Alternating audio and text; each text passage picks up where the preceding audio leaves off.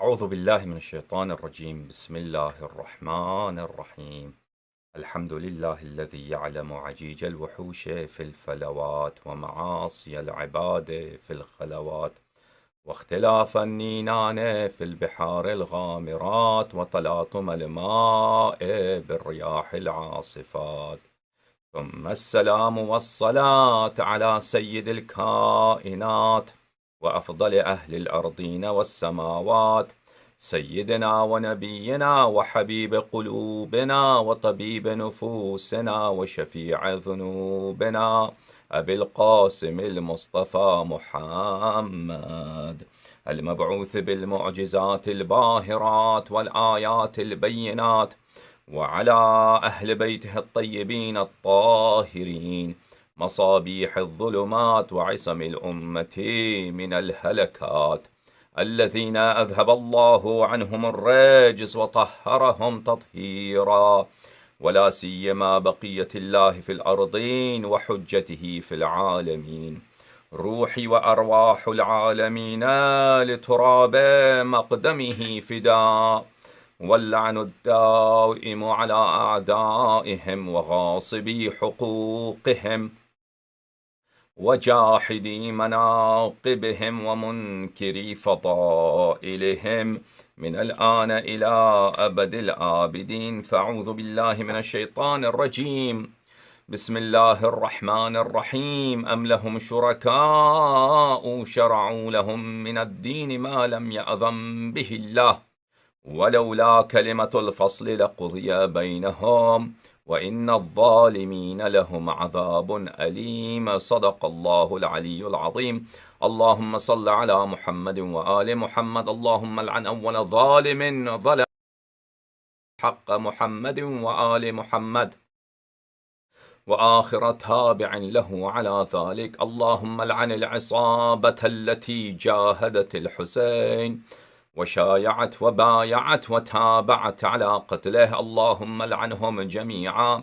السلام عليك يا أبا عبد الله وعلى الأرواح التي حلت بفنائك، عليك مني سلام الله أبدا ما بقيت وبقي الليل والنهار، ولا جعله الله آخر العهد مني لزيارتكم. السلام على الحسين وعلى علي بن الحسين وعلى أولاد الحسين وعلى أصحاب الحسين. اللهم صل على محمد وآل محمد. اللهم كن لوليك الحجة ابن الحسن صلواتك عليه وعلى آبائه في هذه الساعة وفي كل ساعة وليا وحافظا وقائدا وناصرا ودليلا وعينا، حتى تسكنه أرضك طوعا وتمتعه فيها طويلا. اللهم صل على محمد وآل محمد وعجل فرجهم الشریف. मेरे मुअज़्ज़ज़ नाज़रीन, आपकी खिदमत में सलाम अर्ज़ करता हूँ, एहतराम अर्ज़ करता हूँ, आदाब अर्ज़ करता हूँ। अस्सलामु अलैकुम व रहमतुल्लाह। खुदावंद मुतआल हमें और आपको महब्बत अमीरुल मोमिनीन अलैहिस्सलाम, महब्बत 14 मासूमीन अलैहिमुस्सलातु वस्सलाम, हुस्न इंतज़ार आका व मौला व मालिक मुतलक इमाम ज़माना अज्जलल्लाहु तआला फरजहु शरीफ के ज़ुहूर शरीफ के लिए अता फरमाए, और परवरदिगार आलम हमें और आपको उनके बेहतरीन शियों में, उनके बेहतरीन मुहिब्बीन में, उनके बेहतरीन खादिमीन में शामिल फरमाए, और हमें उनकी मजहब की दिफा करने की तौफीक इनायत फरमाए। परवरदिगार आलम दुश्मनान अहल बैत अलैहिमुस्सलातु वस्सलाम से दुश्मनी का नूर हमारे दिलों में भर दे, और हमें उनसे बेजारी और उनसे बराअत करने की तौफीक इनायत फरमाए। अल्लाहुम्मा सल्लि अला मुहम्मद व आलि मुहम्मद वअज्जिल फरजहुम शरीफ। मेरे मुअज़्ज़ज़ नाज़रीन, तक़लीद पर गुफ्तगू जारी है। ये शायद ये 9वीं तकरीर है हमारी उर्दू ज़बान में तक़लीद के मुतअल्लिक़। मेरे मुअज़्ज़ज़ नाज़रीन, जमाअत मुज्तहिदीन और मुज्तहिदीन के प्रचार करने वाले और तबलीग को प्रोमोट करने वाले, तक़लीद को प्रोमोट करने वाले और तक़लीद की तबलीग करने वाले आपको कहेंगे कि तक़लीद एक बड़ी ही शय है मज़हब शिया में, हालांकि ये बिल्कुल झूठ है। بالعکس نہ صرف کہ یہ بدیہی ہے نہیں ہے، بلکہ یہ بالاساس سے ثابت نہیں ہے، بلکہ اس سے بڑھ کر اس کا خلاف ثابت ہے، یعنی تقلید کا حرمت۔ لیکن اس کے تقلید کیوں ممنوع ہے؟ منع کی دلائل سے پہلے ہم تقلید کے لیے وہ ہمارے مخالفین یعنی جماعت مجتہدین اور تقلید کے قائلین جو ادلہ پیش کرتے ہیں اس پہ بات کرتے ہیں۔ تو میرے معزز ناظرین، تقلید واجب ہے، یہ کیا حدیث میں آئی ہے؟ میرے عزیز، یہ خود اعتراف کرتے ہیں یہ کوئی حدیث میں نہیں آئی۔ خوب توجہ رکھیے کہ تقلید بذات نفس ہی ثابت کیا جائے کہ طاہرین علیہ السلام نے کہا ہو کہ آپ پہ تقلید واجب ہے کہ کسی غیر معصوم کی تقلید کریں، یہ کسی حدیث میں نہیں ہے، صرف وہ کہیں گے ایک حدیث میں ہے، البتہ اس لفظ کے ساتھ جیسے میں کہہ رہا ہوں واضح الفاظ، وہ کبھی نہیں کہیں گے آپ کو، لیکن ان کے کتب میں اگر جا کے دیکھیں تو یہ ایسی بات کا اعتراف کرتے ہیں، اور یہ حدیث ہے بھی ان کے نزدیک ضعیف، یعنی ان کے پاس ایک بھی معتبر حدیث نہیں ہے جس میں ائمہ طاہرین علیہ السلام نے فرمایا ہو کہ آپ کسی غیر معصوم کی تقلید کریں۔ بات سمجھ میں آ رہی ہے؟ اور یہ بھی ایک حدیث جو ہے ان کے نزدیک ضعیف ہے، اور ان کے پاس جو عمدہ بات ہے احادیث میں وہ یہ نہیں ہے کہ امام علیہ السلام نے فرمایا ہو کہ آپ تقلید کریں، وہ یہ ہے کہ امام علیہ السلام نے کہا ہو کہ آپ فتویٰ دے دیں، کسی صحابی سے کہا فتویٰ دے دو، تو اس سے وہ یہ مراد لیتے ہیں کہ بھئی اگر فتویٰ دینا وہ جائز ہے تو تقلید کرنا بھی جائز ہے، یعنی انڈائریکٹ غیر مستقیم طریقے سے یہ تقلید ثابت کرنے کی کوشش کریں گے۔ وہ حدیث بھی آئیں گے انشاءاللہ، لیکن پہلی جو ان کے سب سے اہم حدیث ہے اس حدیث کے متعلق ہم گفتگو کریں گے عزیز۔ میرے معزز ناظرین، یہ کتاب ہے التنقیح فی شرح العروۃ الوثقی، تالیف ابو القاسم خوئی جو ان کا بہت بڑا مجتہد اور یہ استاذ الفقہاء والمجتہدین ان کے نزدیک ہیں، یہ ان کا زعیم حوزہ علمیہ ہے، اور کافی عمر رسیدگی کے بعد وہ ان کا وفات ہو گیا 25-26 سال پہلے۔ یہ ان کی کتاب ہے تنقیح۔ اچھا، یہ اس کا پہلا مجلد ہے تنقیح کی۔ یہاں پہ ملاحظہ فرمائیے، یہ کتاب چھپی ہے مؤسسہ خوئی فاؤنڈیشن، خود انہوں نے چھاپی ہے، یہاں پہ صفحہ نمبر 61، یہاں پہ ملاحظہ فرمائیے معنی التقلید، صفحہ نمبر 61 میں خوئی صاحب کا بیان ملاحظہ فرمائیے، ملاحظہ ایک منٹ میرے عزیزو، ہاں، ثم ان التکلم فی مفہوم التقلید لا یکاد، اگر ہم مفہوم تقلید کے متعلق بات کریں، لا یکاد ان یترتب علیہ ثمرۃ فقہیہ، مفہوم تقلید کے متعلق ہم بات اگر کرنا چاہیں تو اس پہ کوئی فقہی ثمرہ کچھ بھی نہیں ہے، اس پر فقہی ثمرہ کچھ بھی نہیں ہے۔ اس کا مراد کیا ہے اس شخص کا کہ تم فقہی ثمرہ کچھ بھی نہیں ہے، اس کی بات کی وضاحت یا اس بات کے متعلق تفکر کرنے کی ہمیں ضرورت نہیں ہے۔ بہرحال اہم یہ ہے کہ وہ یہ اعتراف کر رہا ہے، اللہم الا فی النظر، مگر یہ کہ کوئی نظر کرے، یہ اس بات کے بھی توضیح دینے کی وہ ضرورت نہیں ہے کہ اس میں کافی ٹائم لگ جاتا ہے، کوئی فائدہ نہیں ہے، اس سے ہمیں غرض نہیں۔ مہم یہ ہے، کہہ رہا ہے کہ تقلید کے متعلق بات کرنے کا کوئی فقہی ثمرہ نہیں ہے، وَذَلِكَ لِعَدَمِ وُرُودِهِ فِي شَيْءٍ مِّنَ الرِّوَایَاتِ، ذَلِكَ لِعَدَمِ وُرُودِهِ فِي شَيْءٍ مِّنَ الرِّوَایَاتِ، وہ بات اس لیے ہے کہ تقلید کی کوئی حدیث ہے ہی نہیں ہے، تقلید کے متعلق کوئی حدیث ہی نہیں ہے ہمارے پاس۔ یہ کون کہہ رہا ہے؟ یہ سیستانی کا استاذ، وحید خراسانی کا استاذ، اور فیاض جو نجف میں ہے، بشیر نجفی صاحب ہے نجف اشرف میں، حکیم سعید خوئی ہے، سعید الحکیم ہیں، اس طرح بہت سارے ہیں، وہ سید صادق روحانی ہیں قم میں، ان کے جو بڑے بڑے مجتہدین ہیں ان کے استاذ یہ کہہ رہے ہیں کہ یہ تقلید کسی حدیث میں سرے سے ہے ہی نہیں ہے۔ نعم، جی ہاں، ایک حدیث ہے، ورد فی روایت الاحتجاج، صرف ایک حدیث جو احتجاج تبرسی میں انہوں نے کس کتاب سے نقل کی ہے؟ انہوں نے نقل کی ہے تفسیر حضرت امام عسکری روح لہ الفدا وصلوات اللہ علیہ سے روایت کی ہے۔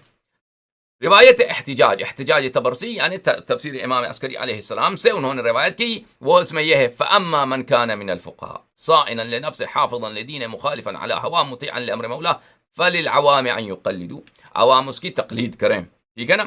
اچھا، یہ ایک بس صرف ہمارے پاس ایک حدیث ہے جس میں تقلید ہے، الا مگر مشکل یہ ہے انہا روایت مرسلۃ غیر قابلۃ للاعتماد علیہ، یہ روایت مرسل ہے اور ارسال کی وجہ سے، حالانکہ یہ روایت مرسل نہیں ہے یہ خوئی صاحب کی غلطی ہے، کیونکہ وہ احتجاج نے خود تبرز خوئی صاحب آپ ہیں کہاں بھائی آپ وَأَمَّا الْحَوَادِثُ الْوَاقِعَةُ فَارْجِعُوا فِيهَا إِلَىٰ رُوَاةِ حَدِيثِنَا، یہ کہتے ہیں کہ ہم راوی حدیث ہیں۔ ان مجتہدین بہت جاہل ہوتے ہیں احادیث میں، یاد رکھیے یہ اجتہاد کا فن حدیث اور حدیث کے مخالفت، سنن اہل بیت علیہم الصلاۃ والسلام کی مخالفت کی بنیاد پہ رکھی گئی ہے۔ ان سے بڑھ کر دشمن حدیث اہل بیت علیہم الصلاۃ والسلام شاید آپ کو نواسب میں کوئی ملے، سب سے بڑے دشمن احادیث کے یہ مجتہدین ہیں۔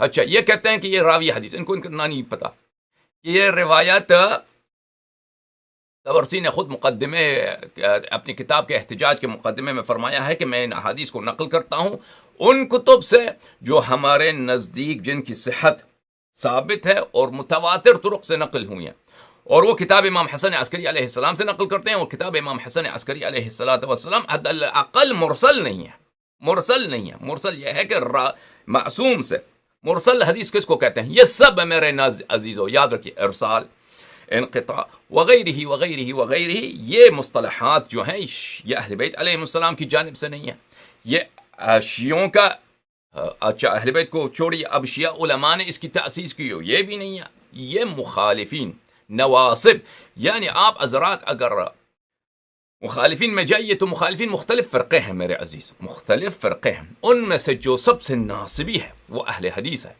سب سے زیادہ ان میں جو ناصبی ہے، ابھی سے بات نہیں کر رہا ہوں، مثلا 1000 سال پہلے بھی آپ جاتے اس زمانے میں، ان میں سے سب سے زیادہ جو ناصبی ہیں جن میں عداوت اہل بیت علیہم السلام اور عداوت شیعیان اہل بیت علیہم السلام ہے، وہ کون ہیں؟ وہ اہل حدیث ہیں، جماعت محدثین ہیں مخالفین کے۔ وہ یہ مصطلحات جو ہیں درایت الحدیث میں، فنون حدیث میں، حدیث صحیح ہے، فلاں ہے، یہ مرسل ہے، یہ سب نواسب اصطلاحات ہیں جو مجتہدین بہت میل کے ساتھ، بہت شوق کے ساتھ مذہب شیعہ میں انہوں کو داخل کیا ہے، کتب شیعہ میں داخل کیا اور اس کا استفادہ کرتے ہیں۔ بہرحال ارسال کا کیا مطلب ہے میرے عزیز؟ پیغمبر صلی اللہ علیہ وآلہ وسلم سے اگر کوئی حدیث نقل ہوئی ہے تو اس میں جو راوی ہے پیغمبر سے بلا واسطہ جو نقل کر رہا ہے، مثلا پیغمبر صلی اللہ علیہ وآلہ وسلم سے نقل ہوا ہے، تابعی تک ہمیں پتہ ہے کہ تابعی کون ہے، فرض کریں سعید ابن مسیب نے نقل کیا ہے، یا فرض کریں اللہ آپ کا بلا کرے کہ اسود نے نقل کیا ہے، یا مثلا کسی تابعی نے نقل کیا ہے، تابعین بہت ہیں، ان میں سے نقل کیا، لیکن صحابی غیر معلوم ہے کہ کس نے معصوم سے سنا ہے، رسول اللہ صلی اللہ علیہ وسلم سے سنا ہے، اس کو مرسل کہتے ہیں۔ تو یہ حدیث مرسل نہیں ہے جو تفسیر امام حسن عسکری علیہ السلام میں ہے، لیکن یہ جی ہاں کتاب طبرسی میں وہاں پہ بغیر سند کے ذکر کیا گیا ہے، لیکن وہ مقدمے میں اس نے کہا ہے کہ میں صرف اختصار کے لیے اور میں وہ احادیث نقل کر رہا ہوں جو ہمارے نزدیک ثابت ہے، جو ہمارے نزدیک متواتر کتب، صحیح کتب سے منقول ہے۔ اچھا، بہرحال اہم بات یہ ہے کہ وہ کہہ رہا کیا، مرسلتون، ہمارے نزدیک یہ حدیث کا کیا شان ہے؟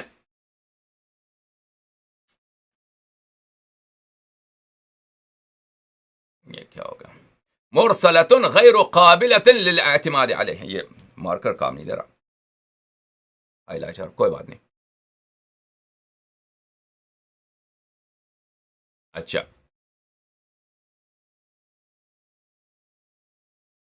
ہائی لائٹر کیوں کام نہیں دے رہا؟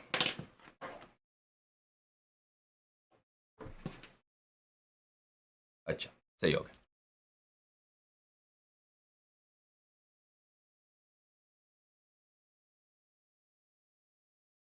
صحیح، الا انہ روایت، یہ روایت کیا ہے؟ مرسل ہے، غیر قابلۃ للاعتماد علیہ، یہ غیر قابل اعتماد ہے۔ خوب یاد رکھیے عزیزو، کیا کہا خوئی نے؟ غیر قابلۃ للاعتماد۔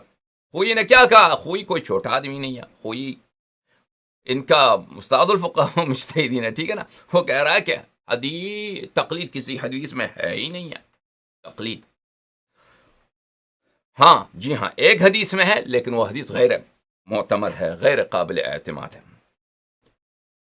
اور پھر اسی کتاب میں صفحہ نمبر 184 میں میرے عزیزوں پھر وہ ذکر کرتا ہے وَقَدْ يُسْتَدَلُّ عَلَيْهِ بِرِوَايَةِ الْاحْتِجَاجِ الْمَرْوِيَّةِ عَنِ التَّفْسِيرِ الْمَنْسُوبِ إِلَى الْعَسْكَرِيِّ عَلَيْهِ السَّلَامِ حَيْثُ وَرَدَ۔ استدلال کیا جاتا ہے تقلید کے لیے، اس مطلوب کے لیے کہ وہ روایت جو احتجاج کتاب احتجاج طبرسی میں ہے، اور احتجاج طبرسی نے تفسیر امام علیہ السلام سے نقل کی ہے، اس میں یہ جملہ آیا ہے فَأَمَّا مَنْ كَانَ مِنَ الْفُقَهَاءِ فَلِلْعَوَامِ أَنْ يُقَلِّدُوا وَيَدْفَعُهُ أَوَّلًا۔ کہہ رہا ہے کہ ہمارے پاس دفعہ موجود ہے، ایک دفعہ یعنی ایک رد یہ ہے ان الروایت ضعیفۃ السند، روایت کیا ہے؟ ضعیفۃ السند ہے۔ پھر اسی طرح اسی کتاب تنقیح جلد اول صفحہ نمبر 197 میں وہاں پہ سید کاظم یزدی جو فرماتے ہیں متن میں من کان من الفقهاء صائنا لنفسه حافظا لدینه مخالفا لهواه مطیعا لامر مولاه فللعوام ان يقلدوه۔ حاشیہ نمبر 1 خوئی نے کہا، خوئی کیا کہتا ہے؟ ما تقدم من ان الروایت ضعیفۃ السند، کہتے ہیں کہ ہم نے پہلے کہہ چکے ہیں کہ یہ روایت ضعیفۃ السند ہے، اس لیے یہ حجت نہیں ہے، اس سے کوئی مطلوب آپ ثابت نہیں کر سکتے۔ یہ کس کا قول ہے؟ خوئی کا۔ اچھا، آپ کو خمینی کا بھی قول دکھائیں عزیزو، یہ کتاب ہے الاجتہاد والتقلید، تالیف من کہتے ہیں عربی زبان میں کون، کس کی تالیف؟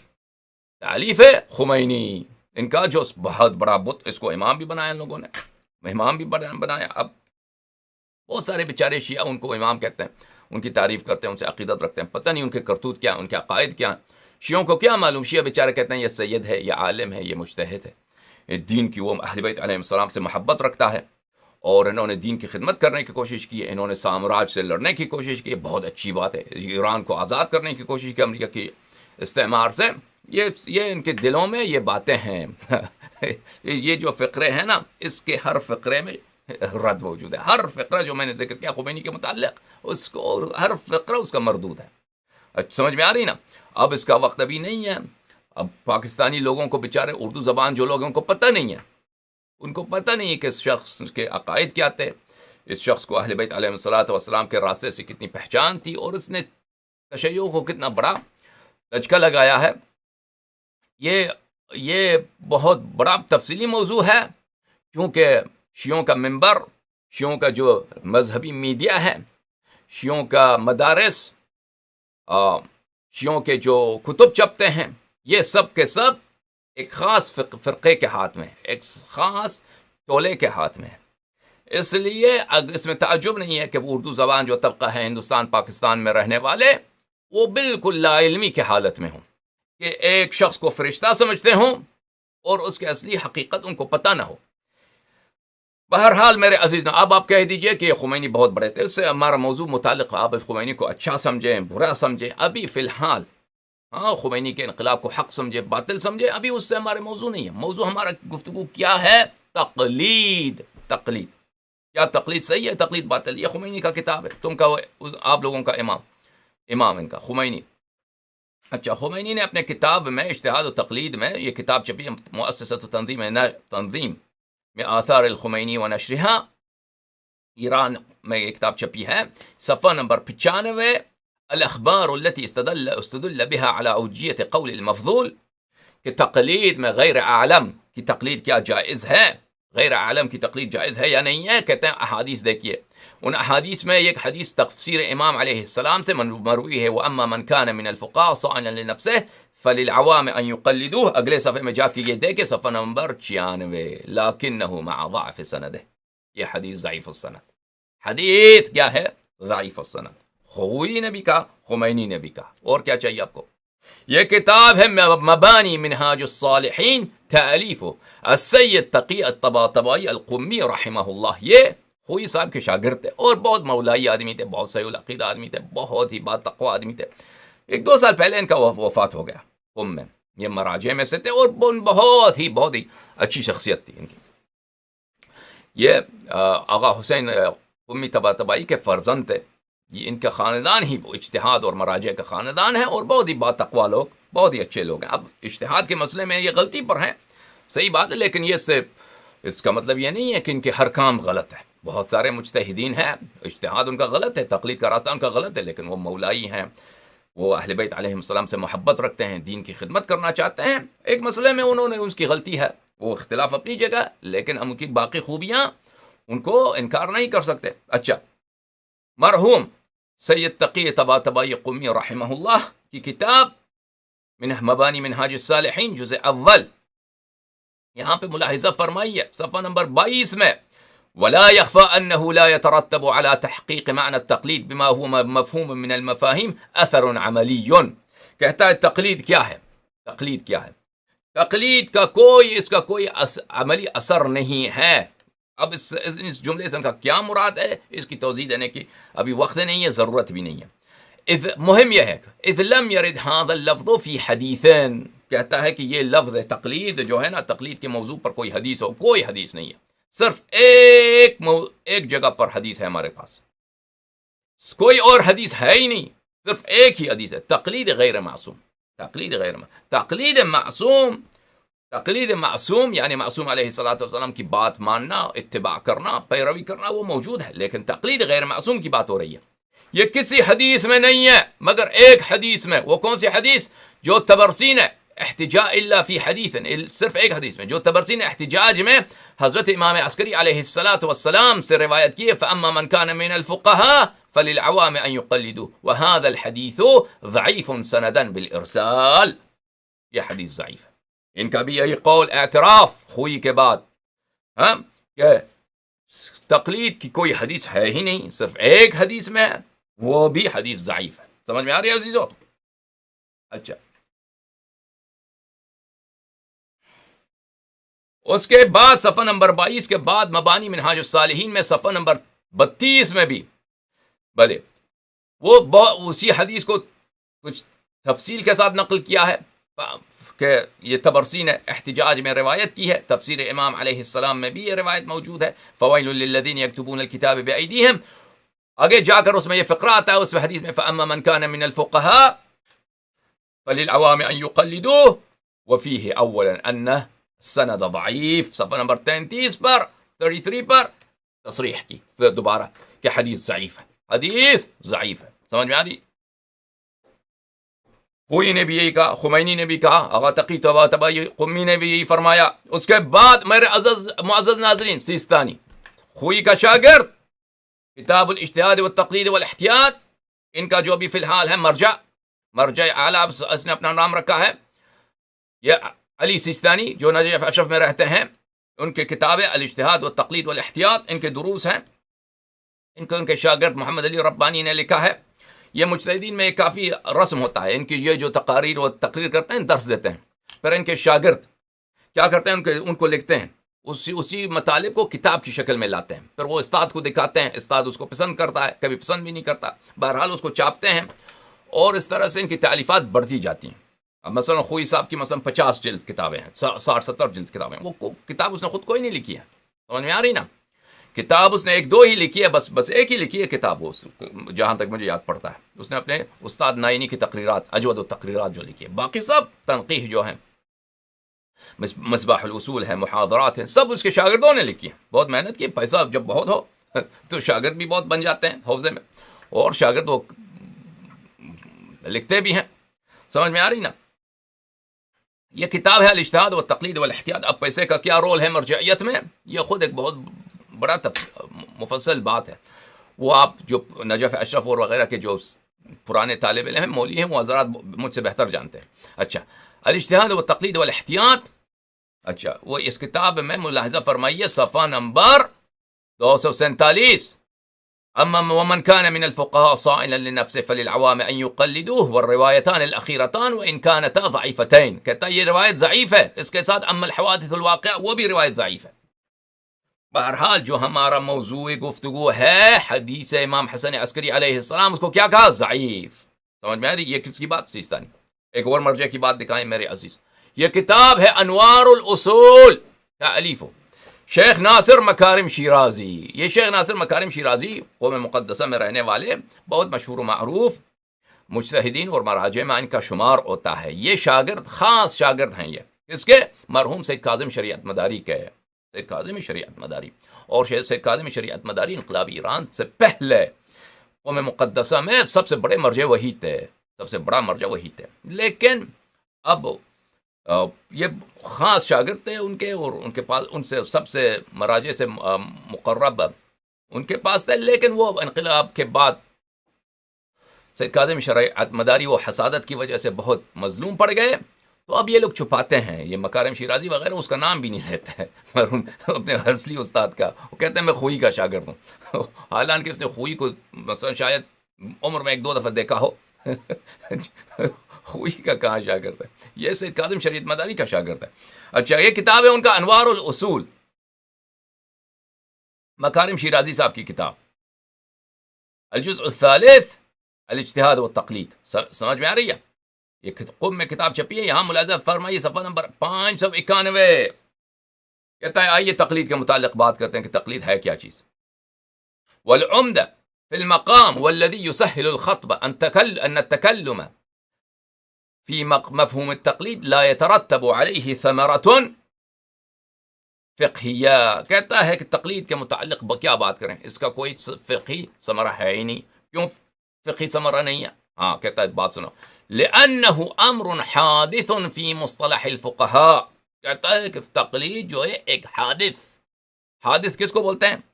حادث بولتے ہیں جس کا پہلے وجود نہیں تھا، بعد میں وجود میں آئی. یعنی بدعت کو بھی حادث ہی بولتے ہیں میرے عزیز.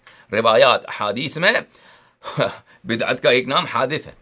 حادث ایک نئی چیز کو بولتے ہیں جس کا پہلے وجود نہیں تھا. کہتے ہیں کیونکہ پہلے زمانے میں تقلید تھی نہیں، یہ بعد میں وہ فقہا کے اصطلاح میں اس کی وجود آئی ہے.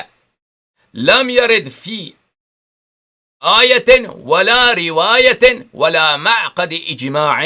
کہتے ہیں کہ تقلید امر حادث ہے، بعد میں مصطلح مجتہدین کے اصطلاح میں اس کا دخول ہوا ہے. اس کی نہ کوئی آیت ہے. خوب دیکھیے، کہتا ہے نہ لم یرد فی آیت، تقلید نہ کسی آیت قرآن میں موجود ہے، نہ کسی روایت میں موجود ہے، اور نہ اجماع میں موجود ہے. اس کی نہ اجماع ہے، نہ حدیث ہے، نہ آیت ہے.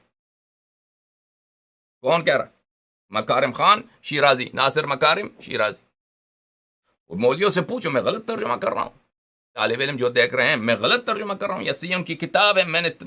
میں نے جب شروع میں جب میں نے بخاری مسلم سے آپریشن شروع کیا تھا جماعت عمریہ کا، تو وہ بالکل ہکے بکے رہ گئے تھے. جو آپ کے عمری جماعت ہے نا، اردو زبان عربی زبان، پھر انہوں نے کہا کہ یہ بخاری مسلم آپ کی غلط ہے، ہم نہیں مانتے اس کو. ان کے جو عوام تھے، علماء تو نہیں، عوام کہہ رہے تھے کہ یہ آپ یہ لبنان کی چھپی ہے، شیعوں نے اس کو چھاپا ہے، اس میں ہیرا پھیری ہے. یہ ہمارے کیسے ہو سکتا ہے بخاری میں یہ حدیث ہو، مسلم میں یہ حدیث ہو. تو ہمیں بار بار انعام کا اعلان کرنا پڑتا تھا کہ ہم اتنا انعام دیں گے بھائی کہ اگر اس بخاری میں کوئی دے کے ثابت کرے کہ ہم نے ایک حرف آگے پیچھے کر دیا ہے. سمجھ میں آئی نا؟ تو بہت عرصہ لگا کہ ان کو سمجھ آ گئی کہ بھائی یہ واقعا یہ کتب جو ہیں ہم اس میں چینج نہیں کرتے. وہ صحیح کتابیں ہیں، ان کی اپنی چھپی ہوئی کتابیں ہیں. تو یہ جو کتابیں میں آپ کو دکھا رہا ہوں، خوئی خمینی وغیرہ کا، میرے عزیزوں اپنے مولویوں سے پوچھئے کہ یہ واقعاً یہ کتابیں جو دکھا رہا ہوں اس میں ہم نے الفاظ بدل دیے ہیں، میں نے اس میں خود الفاظ تبدیل کر دیے ہیں، یا میں اس کا غلط ترجمہ کر رہا ہوں، غلط توضیح دے رہا ہوں. یہاں پر علماء جو دیکھتے ہیں وہ اپنا آواز اٹھائیے. ان میں کوئی مرد ہے جو ہماری باتوں کو رد کرے، ان میں کوئی مرد ہے جو استدلال کرے، ہمارے شاگردوں کی باتوں کو استدلال کریں. الحمدللہ رب العالمین کے بڑے سے بڑے مجتہد. خدا جانتا ہے ہماری تقاریر کو جب ہم فارسی میں تقریر کرتے ہیں، عربی میں تقریر کرتے ہیں، تو بہت سارے لوگ سنتے ہیں، اور وہ تقاریر سن کے وہ لکھتے ہیں، نوٹ رکھتے ہیں، اور اس کو پھر جا کے وہ مراجع کے بیوت میں جاتے ہیں، مراجع کے دفاتر میں جاتے ہیں، ان سے پوچھتے ہیں. ان کے پاس کوئی جواب نہیں ہوتا. مراجع کے پاس اور مراجع کے چاہنے والوں کے پاس، ان کے پاس لاجواب، جس طرح جماعت عمریہ کے بڑے سے بڑا عالم لاجواب رہ جاتا ہے، جواب نہیں ہوتا. وہ جواب دینے کی کوشش کیا کرتا ہے؟ جب دیتا ہے عمری عالم، وہ بات کو پیر دیتا ہے، یعنی اس موضوع جس طرح آپ نے سوال کیا ہے اس کا جواب نہیں دے گا، یا مثلا ایک جھوٹ بنائے گا، جھوٹی بات بنائے گا، اسی وقت ایک جھوٹ کہہ دے گا تاکہ وہ اصل موضوع کا انکار کرے، یا مثلا وہ موضوع کو پھیر دے گا، کوئی اور بات کرے گا، اس موضوع کی طرف متعلق جو اصل سوال ہے اس کو نہیں چھیڑے گا. اسی طرح جماعت مجتہدین یہی ہے. میرے معزز ناظرین، پر آئیے دور نہ جائیں. مکارم نے کہا، مکارم شیرازی نے کہا کہ لم یرد وذلك لأنه امر حادث في مصطلح الفقهاء. تقلید امر حادث ہے، ایک نئی بات ہے جو فقہاء کے اصطلاح میں وارد ہوئی ہے. اس میں نہ کوئی آیت ہے، نہ اس میں کوئی آیت میں لفظ تقلید ہے، نہ کسی روایت میں ہے، اور نہ اجماع میں کہ ہمارا اجماع ہو کہ تقلید کرنا ضروری. کچھ بھی نہیں ہے، کچھ بھی نہیں ہے. الا مگر یہ ایک حدیث ہے، الا فی مرسلۃ الاحتجاج عن ابی محمد العسکری علیہ السلام. مگر ایک مرسلہ میں، مرسل ان کے نزدیک کیا ہے؟ ضعیف حدیث ہے، ضعیف حدیث ہے. ایک حدیث مرسل ہے، حالانکہ میں نے کہا وہ مرسل نہیں ہے، وہ کتاب امام حسن عسکری علیہ السلام میں موجود ہے. اچھا، فاما من كان من الفقهاء صائلا لنفسه حافظا لدينه مخالفا لهواه مطيعا لامر مولاه فللعوام ان يقلدوه. اس میں لفظ تقلید ہے، لكنها مضاعفا الى ضعفها من ناحيه السند. لیکن کیا کریں، ضعف السند، حدیث ہے ہی ضعیف، حدیث ضعیف. بس میرے معزز ناظرین، آپ نے دیکھا ایک مرجع کے بعد دوسرا مرجع، دوسرے مرجع کے بعد تیسرا مرجع، اور یہ کوئی چھوٹے موٹے مراجع بھی نہیں ہیں، ان کے مہم ترین مراجع ہیں، اہم ترین مراجع ہیں. اعتراف پہ اعتراف کہ کسی حدیث میں تقلید ہے ہی نہیں، صرف ایک حدیث میں، وہ بھی ضعیف، وہ بھی ضعیف. اور ہم انشاءاللہ تبارک و تعالی ضعف السند ہمارے نزدیک ضعیف نہیں ہے. ہم شیعہ، ہمارا موقف یہ نہیں ہے کہ شیعہ حدیث ضعیف ہوا کرتے ہیں. میرے عزیز ناظرین، اب انشاءاللہ تبارک و تعالی تصحیح حدیث کے متعلق کہ شیعہ حدیث جماعت مجتہدین کا یہ بڑا ظلم ہے ہمارے احادیث پر، کہ یہ بیوقوف لوگ، یہ میں کیا کہوں ان کے، اگر حقیقی طور پر میں ان کا وصف بتاؤں، آپ وہ جاہل لوگ، لیکن اس سے آپ شاید اغلب آپ لوگ ناراض ہو جائیں تو کہتے ہیں چلے جو بھی ہیں، یہ لوگ ناواقف ہیں ہمارے اصول کے، ہمارے احادیث سے، اس لیے وہ وصف کرتے ہیں ہمارے احادیث کو اور اس کی پرکھ کرتے ہیں ان اصول کے ساتھ، ان قواعد و ضوابط کے ساتھ جو جماعت مخالفین سے انہوں نے اس دین میں، اس مذہب حق میں انہوں نے اپنی جہل کی وجہ سے، اپنی بدعت کی وجہ سے وارد کی ہوئی ہے. اچھا، ہم سند کو چھوڑ کر متن حدیث سے بھی ثابت کریں گے کہ اس لفظ تقلید جو ہے اس حدیث شریف میں، اس سے مراد تقلید مصطلح نہیں ہے، بلکہ اس سے مراد قبول روایت راوی ہے، قبول روایت راوی، نہ قبول فتوی المفتی، کہ ان دونوں میں بہت بڑا فرق ہوتا ہے، وہ آئے گا انشاءاللہ. ایک اور کتاب آپ کو دکھاتے جائیں میرے عزیزو، تفصیل الشریعہ فی شرح تحریر الوسیلہ، تألیف المرجع الدینی آیت اللہ محمد فاضل اللنکرانی. یہ مرحوم فاضل اللنکرانی یہ قوم مقدسہ میں، یہ مراجع میں سے تھے، کئی سال پہلے ان کا وفات ہو گیا. یہ منتظری صاحب کے شاگردوں میں سے تھے، بعد میں اور بروجردی صاحب کے شاگردوں میں سے تھے، خمینی صاحب کے شاگردوں میں سے تھے، شریعت مداری آیت اللہ گل پائیگانی ان کے شاگردوں، ان کی نسل کے شاگردوں میں سے تھے. کئی سال ہو گئے پہلے ان کا وفات ہو گیا. بہت مشہور تھے قوم میں فاضل اللنکرانی صاحب. یہ ان کی کتاب ہے تفصیل الشریعہ فی شرح تحریر الوسیلہ.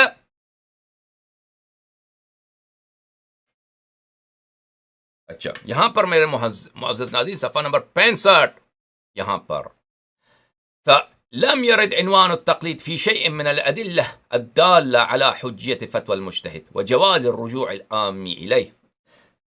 کہہ رہا ہے فاضل اللنکرانی، فاضل صاحب فرما رہے ہیں لم يرد عنوان التقليد في شيء من الأدلة. تقلید، لفظ تقلید کا عنوان کسی بھی دلیل میں وارد نہیں. دلیل سے کیا مراد ہوتا ہے؟ آیت، روایت، اجماع. آیت، روایت، اجماع. کسی نہ آیت میں ہے، نہ روایت میں، نہ اجماع ہے علماء سے منقول، علماء قدماء سے.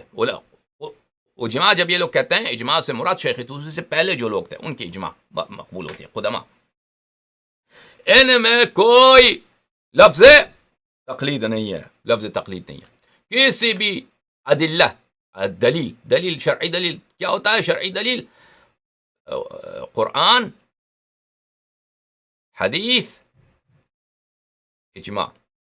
اور عقل میں، عقل تو لفظی دلیل ہوتا ہی نہیں ہے. عقل کے جو دلیل ہوتا ہے ان کے پاس، اس میں لفظ کا اس میں کوئی تصور نہیں ہوتا. اچھا،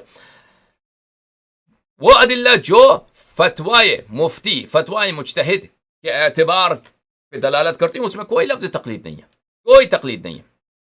اور وہ ادلہ جو جواز رجوع العامی الیہ، جو عام شخص رجوع کرے مجتہد سے، اس کی جواز پہ دلالت کرتی ہو، یعنی قرآن کی آیت ہو، حدیث ہو یا اجماع، اس میں کوئی لفظ تقلید ہے ہی نہیں. تقلید ہے ہی نہیں، ختم بات. ہاں ایک ہے روایت ضعیفۃ طویلہ، ایک روایت ہے ہمارے پاس جو ضعیف ہے، جو ضعیف روایت ہے، طویل بھی ہے، تو لمبی حدیث ہے، ہاں؟ محکی عن تفسیر، وہ اس کتاب تفسیر جو امام حسن عسکری علیہ السلام سے منسوب تفسیر ہے اس میں سے روایت کی گئی ہے۔ اچھا، اس روایت میں ذکر ہے تقلید، جو یہود کی تقلید ہے اور تقلید عوام شیعہ ہے، اس میں اس کا ذکر ہے، اس لفظ تقلید کا ذکر ہے۔ اچھا،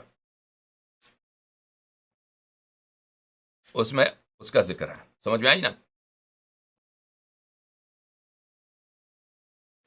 اچھا آگے صفحے، اس میں یہ لفظ ہے فَأَمَّا مَنْ كَانَ مِنَ الْفُقَهَاءِ صَائِلًا لِلنَّفْسِ حَافِظًا لِدِينِهِ مُخَالِفًا عَلَى هَوَاهُ مُطِيعًا لِأَمْرِ مَوْلَاهُ فَلِلْعَوَامِ أَن يُقَلِّدُوهُ وَلَا يَجُوزُ الاعتماد على هذه الرواية، ولا يجوز، ہاں جائز نہیں ہے، حرام، جائز نہیں ہے یعنی حرام ہے کہ آپ اس روایت پہ اعتماد کریں۔ فتویٰ دے دیا ملن کرا، روایت ہے ہی جائز ہی نہیں ہے، جائز نہیں ہے، حرام ہے، گناہ ہے کہ کیا کریں، اس روایت پہ اعتماد کریں۔ ختم بات، خود اعتراف کر رہے ہیں بھائی کہ ہمارے پاس کوئی حدیث نہیں ہے، صرف ایک حدیث ہے تقلید کی، وہ بھی اس پر اعتماد کرنا جائز نہیں ہے۔ اچھا، جب یہ باتیں آپ کی سمجھ میں آ گئی عزیزو میرے محترم ناظرین، اب چلتے ہیں، ہم نے کہا کہ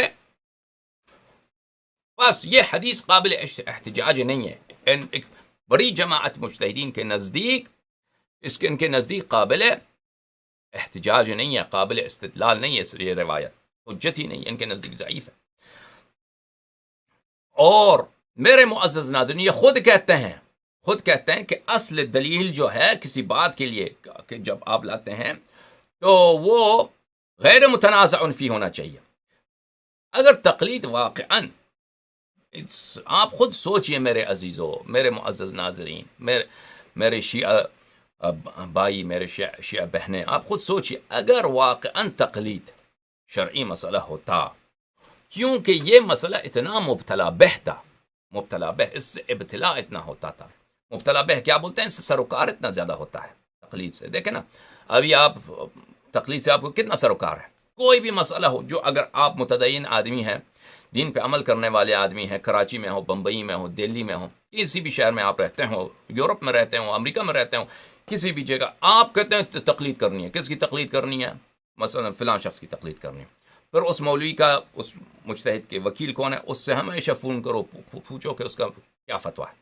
یہی عمل ہوتا ہے نا، آپ نے دیکھا ہوگا مختلف شہروں میں جو مقلدین حضرات ہیں ان کا یہی عمل ہوتا ہے، اور وہ ہر مجتہد کا مختلف شہروں میں وکیل ہوتا ہے، مسئلے مسائل بتاتا ہے، فتویٰ لے کے آتا ہے، فتویٰ بازی ہوتا ہے، استفتاء ہوتا ہے، لیٹر لے کے آتا ہے، ای میل لے کے آتا ہے، اس میں مہر ہوتا ہے، سیل ہوتا ہے، درست ہے کہ نہیں؟ یہی ہوتا ہے۔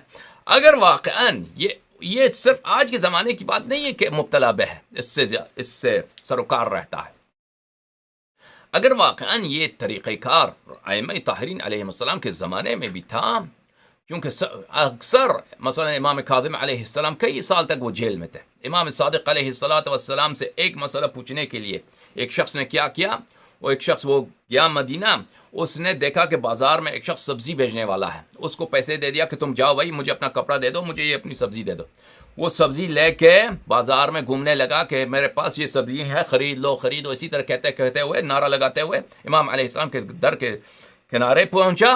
امام علیہ السلام کو پتا تھا کہ یہ شخص آ رہا ہے، اس نے سوال کرنا ہے، امام علیہ السلام نے دروازہ کھولا، اس سے پوچھا، اس نے اپنا سوال پوچھا، امام علیہ السلام نے اس کو جواب دیا۔ دیکھیے کہ کتنے مشکل کے ساتھ کہ ایک شخص امام علیہ السلام سے مسئلہ پوچھنے کے لیے، شرعی مسئلہ پوچھنے کے لیے اتنا اس کو مشکل ہوتا ہے کہ امام علیہ السلام تک رسائی نہیں ہے۔ سمجھ میں آ رہی نا؟ کیونکہ گورنمنٹ کے جاسوس ہیں کہ اگر ایک جانا پہچانا شخص مثلا کوفے کا ایک سردار ہے فرض کریں، یا مثلا کسی قبیلے کا سردار ہے، اگر پتہ چل جائے کہ یہ شیعہ ہے تو اس کو وہ کال اتار دیں گے کہ آپ کیوں ہمارے مخالف سے آپ کا سروکار ہے۔ سمجھ میں آ رہی نا؟ ڈکٹیٹرشپ کا زمانہ ہے، جمہوریت تو نہیں تھا بنی عباس کا یا بنی امیہ کا، جمہوریت تھا، حقوق آزادی محفوظ تھی، نہیں کوئی آزادی نہیں تھا، وہاں پر بہت سختی تھی اپوزیشنز پر۔ سمجھ میں آ رہی نا؟ تو ان کو اس طرح ائمہ طاہرین علیہ السلام اکثر اس طرح تقیے میں ہوتے تھے، اور شیعوں کو عام طور پر رسائی نہیں ہوتا تھا، قم میں رہنے والا، نیشابور میں رہنے والا تو واقعاً اگر یہ ایک ایسا تقلید ایک مبتلا بہ مسئلہ ہونے کی وجہ سے اگر یہ واقعاً ائمہ طاہرین علیہ السلام کے زمانے میں نہیں ہوتا تھا، اگر ہوتا تھا، اور مکارم شیرازی نے کیا کہا، واضح الفاظ میں کہا کہ امر حادث، یہ پہلے طے نہیں، ابھی جدید، ابھی وجود میں آیا ہے، بعد میں وجود میں آیا ہے. اس نے واضح الفاظ میں کہا کہ کسی حدیث کسی روایت میں نہیں ہے، ایک حدیث میں ہے وہ بھی ضعیف ہے. اور یہ بھی میں حدیث آپ کو دکھاؤں گا انشاءاللہ، ثابت کروں گا، جیسے میں ثابت کر چکا ہوں پچھلی تقریر جن لوگوں نے دیکھا ہے. اس لفظ تقلید جو اس حدیث امام حسن عسکری علیہ السلام میں ہے، یہ قبول قول راوی ہے، نہ قبول فتوی مفتی. بات یہ ہے عزیزو کہ کیوں ان کے پاس متواتر احادیث نہیں ہے. متواتر ایک مبتلا بہ مسئلہ، اس کے لیے متواتر احادیث ہونی چاہیے، کہ ایک احادیث ہونی چاہیے. جیسے مثلا وضو کا مسئلہ ہے، بولیے کتاب وسائل الشیعہ پھر مستدرک الوسائل، ہر وضو کے ہر باب پر کتنے احادیث ہیں ہمارے پاس، کیونکہ مبتلا بہ شخص مسئلہ ہے. حج کے مسائل ہیں، اتنے احادیث زیادہ ہیں، کیونکہ مبتلا بہ ہے. سمجھ میں آ رہی نا؟ اگر ایک چیز کا کہیں بھی کوئی اثر نہیں ہے احادیث میں، کوئی اثر نہیں ہے احادیث میں، تو اس کا اور وہ شے اگر ہوتا تو بہت مبتلا بہ ہوتا، تو اس کا مطلب ہی یہی ہے کہ ائمہ طاہرین علیہ السلام کے زمانے میں یہ نہیں تھا. اگر ہوتا تو اس کی ادلہ زیادہ ہوتی. ائمہ طاہرین علیہ السلام کے زمانے میں جو ہمارے پاس جو بات ہے کہ یعنی عمل علی الحدیث، اس کے لیے ہمارے پاس متواتر دلائل موجود ہیں. اتنے دلائل زیادہ ہیں کہ بے شمار، ان کا احاطہ ہی نہیں ہو سکتا. سینکڑوں کہتے ہیں، ہزاروں کہتے ہیں احادیث ہمارے پاس موجود ہیں. سمجھ میں آ رہی نا؟ جو ہمارا مسلک ہے، کون سا مسلک؟ ہم نہ اخباری ہیں نہ اصولی ہیں، نہ اخباری نہ اصولی. ہم کس کے کہنے والے؟ ہم خاک در ہیں حیدر صفدر علیہ السلام کے. ہم محب ہیں اہل بیت طاہرین علیہ السلام کے. انہوں نے اپنے محبین کا نام اخباری اصولی نہیں رکھا ہے. ہمارا مسلک کیا ہے؟ اتباع اہل بیت علیہ السلام، اتباع حدیث اہل بیت، فرمان اہل بیت علیہ السلام کا سنو، اس کو سمجھ جاؤ، اس کی اتباع کرو.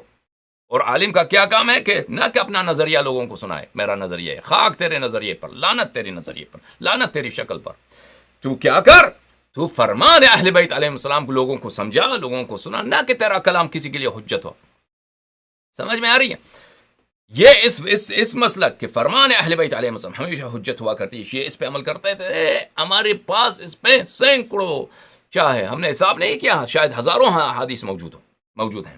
سمجھ میں آ رہی ہے نا؟ اچھا،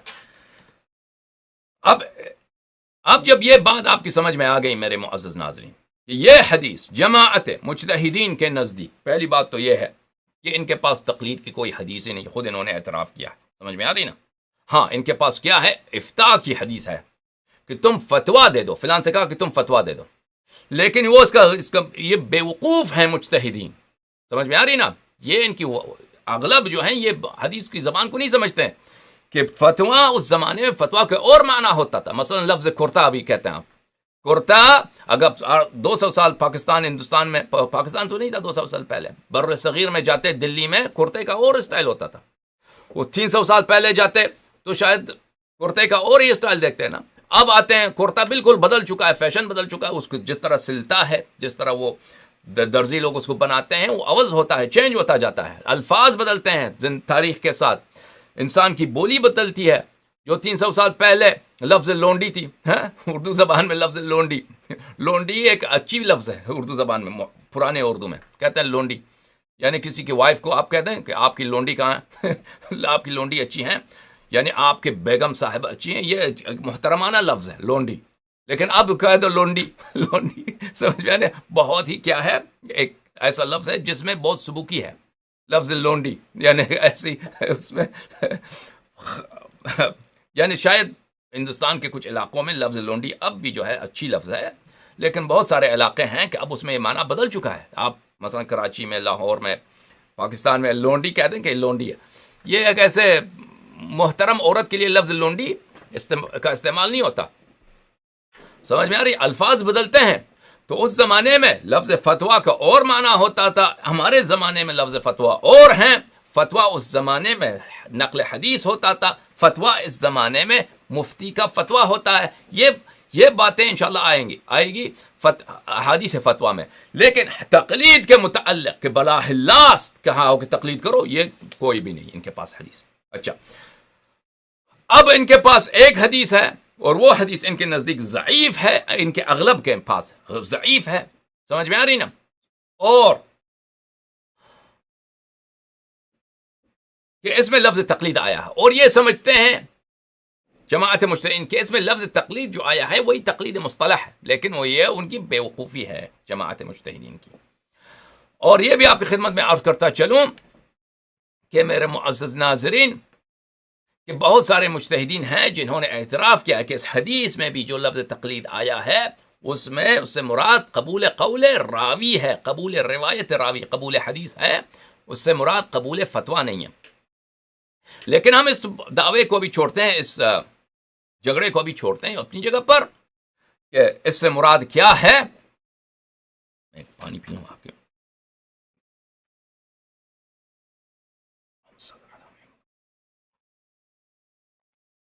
ہم اس جھگڑے کو کہ حدیث صحیح ہے یا ضعیف ہے اس کو چھوڑتے ہیں۔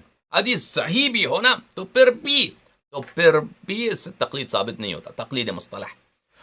اس سے کیا ثابت ہو؟ ہمارا قول ثابت ہوتا ہے۔ ہمارا قول کیا ہے کہ حدیث پہ عمل کرو، حدیث پہ عمل کرو۔ اس لفظ تقلید جو اس حدیث میں آئی ہے، اس حدیث شریف میں آئی ہے، تقلید مصطلح ہے ہی نہیں، ہے ہی نہیں۔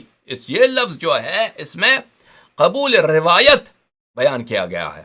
اس کی دلیل میرے معزز ناظرین یہ ہے کتاب تفسیر امام حسن عسکری علیہ السلام، چھپا ہے اس کتاب کو کس نے؟ مؤسسۃ الامام المہدی عجل اللہ تعالی فرجہ الشریف، قوم مقدسہ میں اس کتاب کو انہوں نے چھاپا ہے۔ یہاں پہ صفحہ نمبر 273 میں 273 میں یہ حدیث نمبر 143 اس کے آغاز ہے، پھر یہ حدیث چلتا جاتا ہے۔ یہ حدیث کافی طویل ہے، یعنی اس نصف صفحہ یہاں پر، پھر اگلا صفحہ، پورا صفحہ، سمجھ میں آئی نا؟ پھر اگلا صفحہ پورا، یہ بہت بڑا صفحہ بھی ہے، چھوٹا صفحہ بھی نہیں ہے، یعنی 2.5 صفحے پر مشتمل یہ حدیث ہے۔ اس میں سے ایک فقرہ درمیان میں سے آپ کو سنایا جاتا ہے، فَأَمَّا مَنْ كَانَ مِنَ الْفُقَهَاءِ فَلِلْعَوَامِ أَن يُقَلِّدُوا، اتنا فقرہ آپ کو سنایا جاتا ہے اغلب منابر پر، انٹرنیٹ پر، تقلید حدیث سے ثابت ہے، فَلِلْعَوَامِ أَن يُقَلِّدُوا۔ اور وہ بے وقوف جو ممبری ہوتے ہیں، ممبر پہ پڑھنے والے ہوتے ہیں، جو تقریر کرتے ہیں حجت الاسلام وغیرہ، معممین حضرات جو پڑھتے ہیں، وہ ان بے وقوفوں سے آپ ان کو کبھی یاد دلائیے کہ آپ کے بڑے مراجع نے خود کہا ہے یہ حدیث ضعیف ہے، اس پہ اعتماد کرنا جائز ہی نہیں ہے، حرام ہے۔ صحیح ہے نا؟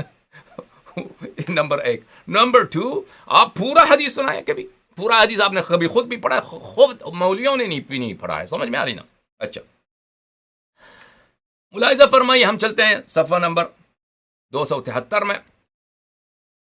یہاں پر میرے معزز ناظرین ہم نے آپ کو پہلے اس کا پہلا پیراگراف اس حدیث کا ترجمہ کیا ہے، بلے وَهُمْ يُقَلِّدُونَهُمْ مَعَ أَنَّهُ مُحَرَّمٌ عَلَيْهِمْ تَقْلِيدُهُمْ۔ ہم نے پچھلے سپیچ میں، یعنی سپیچ نمبر 8ویں تقریر میں جو تقلید کے موضوع پر ہے، اس میں واضح طور پر بیان کر دیا کہ اس حدیث میں کئی ایک قرائن ہیں، کئی ایک شواہد ہیں جن کے روح سے ثابت ہوتا ہے کہ تقلید کا لفظ جو اس حدیث شریف میں اس کا ذکر ہوا ہے وہ تقلید مصطلح نہیں ہے، یہ قبول قول روایت، قبول روایت راوی اس سے مراد ہے۔ اس میں سے پہلا شاہد یہی تھا کہ کیا کہ یہود پر ہم یقلدونہم، کہ عوام یہود تقلید کرتے ہیں کن کی؟ اپنے علماء کی تقلید کرتے تھے، اپنے علماء کی، حالانکہ یہ ان کے علماء کی تقلید ان پر حرام ہے، ان پر حرام تھا، سمجھ میں آ رہی نا؟ مع انہ محرم علیہم تقلیدہم، ان کی تقلید کرتے تھے۔ تو اس فقرے کو آپ پڑھیے، ہماری تقریر کو سنیے۔ اس تقریر میں کیا لکھا، ہم نے کیا بیان کیا تھا کہ علماء یہود روایت کرتے تھے، یعنی کتاب کھول کے روایت کرتے تھے کن کے لیے؟ عوام یہود کے لیے، کہ آخر الزمان نبی جو آئے گا صلی اللہ علیہ وآلہ وسلم، اس کی صفات کیا ہیں۔ اس صفات کو وہ گڑبڑ کرتے تھے، صفات بیان کرنے میں وہ غلط صفات بتاتے تھے، لوگوں کو صفات غلط بتاتے تھے تاکہ لوگ پہچان نہ جائیں، عوام یہود کی جو عوام ہیں وہ پہچان نہ جائیں، معرفت حاصل نہ کریں کہ وہی پیغمبر جس کی بشارت موسیٰ علیہ السلام نے، یوسف علیہ السلام نے، انبیاء بنی اسرائیل علیہم السلام نے دی ہے، وہ یہی پیغمبر آخر الزمان اور ان کے وسیع حضرت حیدر صفدر سلام اللہ علیہ ہیں۔ تو وہ روایت کو کیا کرتے تھے؟ روایت بیان کرنے میں ہیرا پھیری کرتے تھے، اس کو تبدیل کرتے تھے، غلط روایت لکھتے تھے۔ اور امام علیہ السلام فرمائے کہ ان کی تقلید کر رہے ہیں. تو وہ فتوے تو نہیں دے رہے تھے علماء اس زمانے، یہود کے علماء. واضح بات ہو رہی کہ روایت، قبول روایت کو تقلید کہا ہے. اس زمانے میں قبول روایت کو کیا کہا ہے؟ تقلید کہا ہے. اب اس زمانے میں اس کو نہیں کہتے تھے، کہتے ہیں. سمجھ میں آئی؟ یہ پہلا قرینہ. اچھا آگے پڑھتے ہیں اس روایت کو، اس نورانی روایت کو مزید جا کے پڑھتے ہیں. اگلا پیراگراف. قال، امام علیہ السلام نے فرمایا، فقال رجل للصادق علیہ السلام، کسی شخص نے بارگاہ قرآن ناطق بحر حقائق امام جعفر صادق علیہ السلام اللہم صلی علی محمد وآل محمد کی خدمت میں عرض کیا، فإذا كان هؤلاء العوام من اليهود لا يعرفون الكتاب إلا بما يسمعون من علمائهم لا سبيل لهم إلى غيره. کسی شخص نے امام صادق علیہ السلام کی بارگاہ میں عرض کیا کہ مولا، عوام یہود خود کتاب نہیں پڑھ سکتے، تورات نہیں پڑھ سکتے، ٹھیک ہے نا. موسیٰ علیہ السلام نے کیا فرمایا ہے، موسیٰ علیہ السلام کے اوصیاء نے کیا فرمایا ہے، بنی اسرائیل کے جو انبیاء علیہم السلام تھے کیا فرمایا ہے انہوں نے. وہ خود تورات تو پڑھ نہیں سکتے، کتاب نہیں پڑھ سکتے، روایات کی ہیں. سمجھ میں آ رہی نا؟ تو وہ کیا کرتے ہیں؟ وہ علماء کی بات سنتے ہیں، خطبہ جا کے سنتے ہیں عالم کی. عالم نے کتاب آ کے کھول دیا، بھائی یہود کا عالم آ گیا، کتاب کھول دیا، تورات ہے، موسیٰ علیہ السلام نے یہ فرمایا، یہ فرمایا، یہ فرمایا، ٹھیک ہے نا. اچھا، جبکہ صورتحال یہ ہے کہ ہؤلاء العوام من الیہود، وہ یہود کے عوام جو تھے، لا یعرفون الکتاب، وہ تورات کو تو خود پہچانتے نہیں، معرفت نہیں تورات کی، خود پڑھ نہیں سکتے. کیا ہے؟ یسمعونہ من علمائہم، صرف علماء سے سنتے ہیں کہ بھئی عالم نے پڑھ دیا تو سمجھ آ گیا کہ تورات میں کیا لکھا. عالم نے نہیں پڑھا تو کچھ نہیں سمجھ آیا. تو صرف وہ ان کی معرفت، تورات کی معرفت کا طریق منحصر ہے کس میں؟ منحصر ہے جو سمع کرتے ہیں، سنتے ہیں کس سے؟ عالم سے. لا سبیل لہم الی غیرہ، اور کوئی طریق ان کے پاس نہیں ہے. عوام یہود کے پاس کوئی طریق نہیں تھا، صرف ایک ہی طریق تھا کہ علماء سے سنیں. اچھا، یہ سمجھ میں آئی؟ فکیف ذمہم بتقلیدہم والقبول من علمائہم، تو پھر قرآن نے کیوں کی مذمت کیا؟ ہاں، پھر قرآن نے کیوں کی؟ کیونکہ جب ایک آدمی کے پاس اور طریق ہی نہیں ہے نا، اگر آپ مثلا آپ کسی صحرا میں ہیں، کوئی کھانا ہی نہیں، کوئی کھانا نہیں، کوئی پانی نہیں، مر جائیں گے، صرف پیشاب ہے، سو پیشاب جان بچانے کے لیے پیشاب پینا پڑتا ہے، ٹھیک ہے نا، تو وہ شریعت میں جائز ہے. کوئی کھانا نہیں، مر جائیں گے بھوک سے، تو نفس بچانے کے لیے وہ نجاست کھانا، مثلا کوئی کتا ہے، کتے کو کاٹ کے کھا لو تاکہ مر نہ جاؤ، جان بچاؤ. اچھا، تو کوئی اور طریق ہی نہیں ہے، تو یہ کوئی مذموم بات نہیں ہے، بلکہ یہ واجب بھی ہو جاتا ہے کہ ایسا کرنا چاہیے جان بچانے کے لیے. تو عوام یہود کے پاس اور طریق ہی نہیں تھا، تو کیوں اللہ تعالیٰ نے کیا کیا؟ فکیف، اللہ نے کیوں ان کی مذمت کی کہ یہ اپنے علماء کی تقلید کرتے ہیں اور ان سے قبول کرتے ہیں. پھر عزیز، میرے عزیز، یہ دوسرا قرینہ نمبر 2 کیا؟ کہ راوی نے امام علیہ السلام نے سے پوچھا کہ عوام کو پتہ نہیں کہ کتاب میں کیا لکھا ہے، کتاب میں کیا، تورات میں کیا روایات ہیں، تو ان کے پاس ایک ہی طریقہ ہے کہ عالم سے پوچھ لیں، اور ان کے پاس اور ہی طریق نہیں ہے. تو خدا نے ان کی تقلید کی کیوں مذمت کیا؟ یہاں پر میرے عزیز ناظرین، یہاں پہ فتوی بازی کی بات نہیں ہو رہی، یہاں پہ فتوی بازی کی بات، اس تقلید کی جو بات راوی نے امام علیہ السلام سے پوچھا ہے، یہ شخص نے پوچھا ہے، جو فرد نے پوچھا ہے، یہ تقلید، اس سے مراد قبول فتویٰ نہیں ہے، اس سے مراد قبول روایت ہے، کیونکہ یہاں بات ہی چل رہی ہے روایت کرنے کی. سمجھ میں آ رہی ہے نا؟ سمجھ میں آ رہی ہے آپ کو؟ یہ دوسرا قرینہ ہے، خوب واضح سوچئے. وَهَلْ عَوَامُ الْيَهُودِ إِلَّا كَعَوَامِنَا يُقَلِّدُونَ عُلَمَاءَهُمْ، اور یہود کے عوام ہمارے عوام سے کیا مختلف ہے؟ ہمارے عوام بھی تو اپنے علماء کی تقلید کرتے ہیں. یا اپنے تقلید، لفظ تقلید یہاں پہ جو آیا ہے میرے عزیز، وہی معنی جو یہود کے عوام علماء سے کرتے تھے. یہود کے عوام اپنے علماء سے کس طرح تقلید کرتے تھے ان کو، ٹھیک ہے نا. یہاں پہ جو لفظ تقلید آیا ہے اس میں قبول فتوے کی بات نہیں ہو رہی، قبول حدیث کی بات ہو رہی ہے. کہ یہود کے عوام جو تھے ان کو خود حدیث نہیں سمجھ آ رہی، خود نہیں پڑھ سکتے تورات، تو عالم ان کو سناتے ہیں. تو عالم کی حدیث کو قبول کرنا، عالم کی روایت کرنے کی قبول کرنے کو، چاہے وہ یہود میں ہو چاہے وہ شیعہ میں ہو، اس کو تقلید کہا گیا ہے، قبول روایت کو، نہ کہ قبول فتوے کو. سمجھ میں آئی بات؟ یہ پہلے صفحے کا انتہا. اب اگلے صفحے میں چلتے ہیں. اچھا، دو قرینے آ گئے آپ کی خدمت میں. فَإِن لَمْ يَجُزْ لِأُولَٰئِكَ الْقَبُولُ مِنْ عُلَمَائِهِمْ لَمْ يَجُزْ لِهَٰؤُلَاءِ الْقَبُولُ مِنْ عُلَمَائِهِمْ. اگر شیعوں کے لیے، وہ شخص جو اشکال کر رہا ہے، جو نقد کر رہا ہے، وہ امام علیہ السلام سے سائل پوچھ رہا ہے کہ اگر شیعوں کے لیے اپنے علماء سے قبول کرنا جائز نہیں ہے، معاف کیجیے، پہلا جو لم یجوز لہؤلاء، اس سے مراد یہود ہے. اگر یہود کی مذمت ہو رہی کہ علماء کی بات کیوں قبول کیا، علماء کی روایت کیوں قبول کیا، تو شیعوں کے لیے بھی یہی ہونا چاہیے. لم یجوز لہؤلاء یعنی شیعہ عوام کے لیے بھی جائز نہیں ہونا چاہیے کہ اپنے علماء سے قبول کریں. کیا قبول کریں؟ روایات کی بات ہو رہی، نہ کہ فتوے کی بات. سمجھ میں آ رہی؟ فقال علیہ السلام، امام صادق علیہ السلام نے فرمایا، بین عوامنا وعلمائنا وبین عوام اليہود وعلمائهم فرق من جہت وتسویۃ من جہہ. امام علیہ السلام نے فرمایا کہ ہمارے عوام اور یہود کے عوام، ہمارے علماء اور یہود کے علماء میں ایک لحاظ سے فرق ہے، ایک لحاظ سے مساوات ہے. ایک لحاظ سے فرق ہے، ایک لحاظ سے مساوات ہے. اما من حيث انهم استووا فان الله قد ذم عوامنا بتقليد علمائهم كما قد ذم عوامهم. ایک لحاظ سے اگر وہ اگر شیعہ بھی یہود کی طرح تقلید کریں، یعنی قبول روایت کریں فساق سے، قبول روایت کریں فساق سے، قبول حدیث کریں فساق سے، تو وہ بھی مذموم ہے. اس لحاظ سے اگر شیعہ یہ کریں، شیعہ عالم فاسق ہو، یہودی عالم کی طرف فاسق. یہودی عالم کی فسق کیا تھی کہ وہ تورات کو چینج کرتا تھا، ٹھیک ہے نا. اگر شیعہ عالم بھی فسق کی وجہ سے دین میں بدعت لائے تو احادیث کو چینج کرے، احادیث کو چھپائے، احادیث میں زیادہ ہیرا پھیری کر دے، تو وہ بھی یہود کے علماء کی طرف فاسق ہے. سمجھ میں؟ اور شیعہ عوام بھی جس طرح یہود کے عوام تھے، ان کو منع تھی کہ اگر کسی عالم سے فسق دیکھو تو اس کی حدیث کو قبول نہ کرو، تو وہ اس کی جاننے کے باوجود کہ عالم فاسق ہے، اس کی حدیث قبول کرتے تھے. تو شیعہ عوام بھی اگر کسی عالم کا فسق دیکھیں اور فسق جاننے کے باوجود اس کی حدیث کو قبول کریں تو شیعہ عوام بھی مذموم ہے. سمجھ میں آ رہی نا؟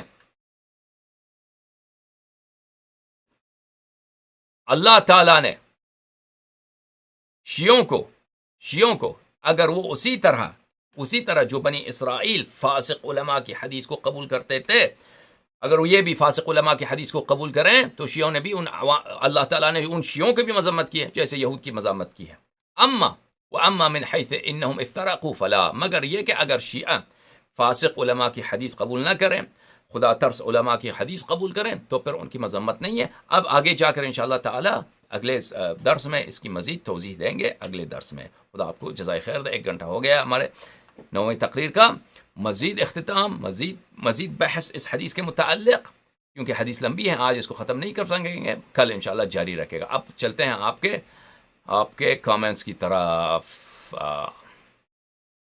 محسن علی مغل نے فرمایا ہے، آغا ہمارے ہاں حدیث، یہ یوٹیوب سے بھی پڑھ رہے ہیں، ہمارے ہاں حدیث قبول کا کیا معیار ہے اور راوی پر کہنے کا کیا معیار کیا ہے؟ جرح و تعدیل کے بارے میں کوئی بتائیں. یہ ابھی ہمارے موضوع سے میرے عزیز، یہ جرح و تعدیل جو ہے، جرح و تعدیل یہ عمریوں کی فن ہے میرے عزیز. جرح و تعدیل یہ عمریوں کا فن ہے. اب ہمارے شیعہ مذہب میں جو روات احادیث ہیں، عمریوں کا فن روایت کافی مختلف ہے ہم سے. وہ ایک مختلف ماحول میں ایک مختلف طریقے سے انہوں نے روایت کی ہے. سمجھ میں آ رہی نا؟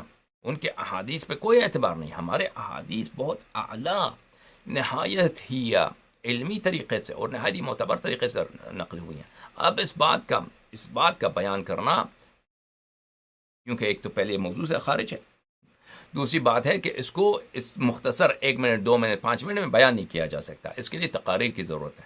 اگر آپ کو عربی فارسی آتی ہے تو تصحیح احادیث الشیعہ کے عنوان سے میرے کئی تقاریر ہیں، اور جو میں نے تصحیح احادیث الشیعہ یا ہمارے شیعہ احادیث کیوں سب صحیح ہیں. صحیح کے سے مراد یہ نہیں کہ جو صحیح مجتہدین کہتے ہیں، صحیح یعنی معصوم علیہ السلام سے صادر ہوئی ہیں، اس معنی کے ساتھ وہاں پہ میں نے بیان کیا ہے ابھی، لیکن اس کو مختصر انداز میں بیان نہیں کر سکتا. قبلہ اکثر آپ بیان کرتے ہیں کہ ہمارے ہاں معیار حدیث نہیں ہے، جو بھی رائج کیا ہوا ہے یہ عمریوں کا علم حدیث ہے، جو ہمارے ائمہ علیہ السلام کے حدیث پر مسلط کرنا ظلم ہے. قبلہ پھر ہمارے ہاں معیار حدیث کیا ہے؟ معیار حدیث کیا ہے؟ جو ائمہ طاہرین علیہم الصلاۃ والسلام سے نقل کی گئی ہیں، ثقات نے نقل کی ہے، اس میں شک کرنا، میں سے کلینی نے نقل کیا ہے، جیسے یہ شیعہ مصنفین سب ثقت ہے، ان جنہوں نے نقل کیا ہے وہ ان پہ شک کرنا جائز ہی نہیں، حرام ہے، سمجھ میں آ رہی ہے؟ اب اس کا بیان کرنا کبھی اور انشاءاللہ۔ اچھا، اردو زبان میں جو لکھتے ہیں اس کا جواب دیتے ہیں، جو فارسی زبان میں لکھتے ہیں اس کا جواب نہیں دیتے ہیں۔ مرتضیٰ شیخ کہتے ہیں جیسے کہ آپ فرما رہے ہیں کہ یہ حدیث جو کہ امام حسن عسکری علیہ السلام سے لیتے ہیں مرسل ہے، تو وہ حدیث کہاں گئی جس میں مجتہد کی شرائط بیان ہوئی ہیں؟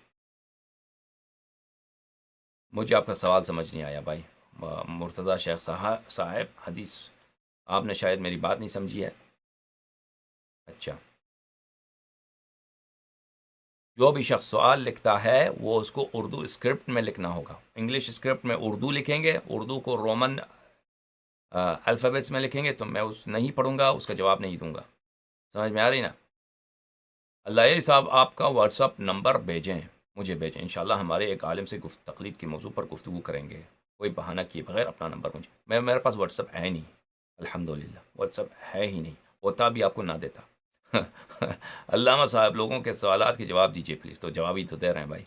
اکبر قریشی صاحب فرما رہے ہیں پاکستانی عوام کی اکثریت نے کبھی کسی مجتہد سے ملاقات کی نہ کسی مجتہد سے مسئلہ پوچھا اور نہ ہی اس کی کتاب پڑھی، بلکہ جب بھی کوئی مسئلہ درپیش آیا مسجد کے مولوی سے اس مسئلے کے متعلق پوچھ لیتے ہیں اور کہتے ہیں ہم فلاں مجتہد کے مقلد ہیں۔ کیا یہ طرز عمل درست ہے؟ یہی تو بتا رہے ہیں کہ درست نہیں ہے، یہی تو بتا رہے ہیں میرے بھائی اکبر قریشی صاحب کہ یہ طریقہ کار درست نہیں ہے۔ اچھا، محمد زمان کریمی، اوکے، تشویق کریں گے انشاءاللہ۔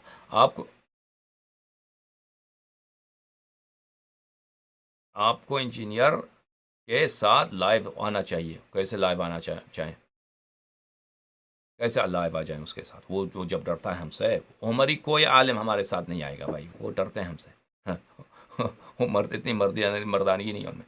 آپ بتائیں کہ امور محدثات میں ہم کیا کریں، کیا وہاں فقیہ کے علم اور مہارت؟ اچھا، امور محدثات کے علاوہ جو محدثات نہیں ہیں، جو نماز محدث نہیں ہے، ٹھیک ہے نا، جو نئی باتیں ہیں ان کو چھوڑیے، پہلی بات جو محدث نہیں ہے ان میں تو کم از کم قول اہل بیت علیہ السلام کی حجیت کو تو مانیے۔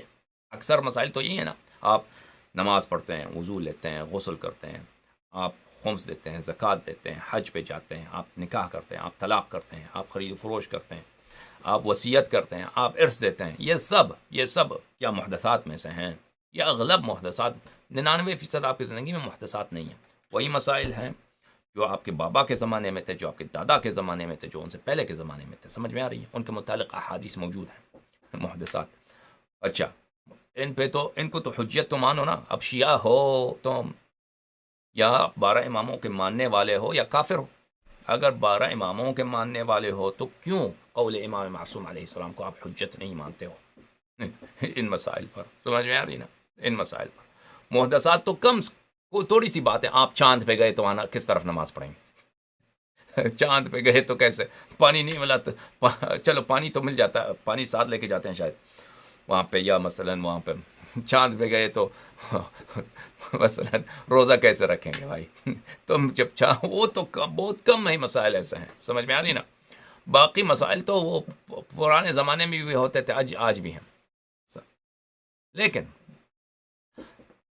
جو محدثات ہیں، کوئی ایسا مسئلہ پیش آیا جو ائمہ طاہرین علیہ السلام کے زمانے میں نہیں تھا، اب ہمارے زمانے میں ہے، تو اس کے متعلق دیکھیں یہ مذہب خدا کا نور ہے، یہ سمجھ لیجیے آپ، یہ واقعاً خدا کی جانب سے، پروردگار عالم کی جانب سے، امیر المؤمنین علیہ السلام حقاً باب العلم تھے، اور ائمہ طاہرین علیہ السلام حقاً لسان اللہ ہے، حجت اللہ ہے۔ وہ ایسے نہیں ہے کہ ان کو پتہ نہیں تھا کہ بعد میں ہماری غیبت ہوگی، ہاں شیعوں کو رسائی نہیں ہوگی، نئے نئے مسائل آئیں گے تو شیعہ کیا کریں گے، پتہ نہیں تھا۔